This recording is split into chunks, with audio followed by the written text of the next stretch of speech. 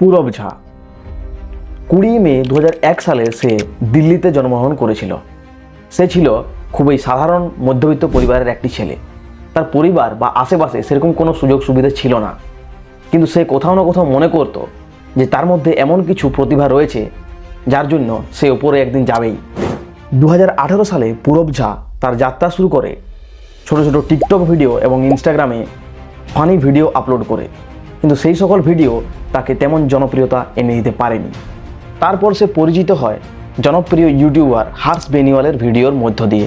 2019 সালে Harsh বেনিওয়ালের video PUBG with পরিবার নামক এই ভিডিওতে সে অভিনয় করে এবং সেই ভিডিওটি ভাইরাল হয়ে যায়, আর এটাই ছিল তার ব্রেক থ্রু। তার এই যাত্রাপথ আমাদের শেখায় যে কখনোই হাল ছাড়া উচিত নয়, কারণ তুমি নিজের পথ নিজেই ঠিক করতে পারবে যদি তোমার মধ্যে প্রতিভা থাকে। আর সেই পথে যদি একটা হার্ষ বেনিওয়াল থাকে তাহলে পথ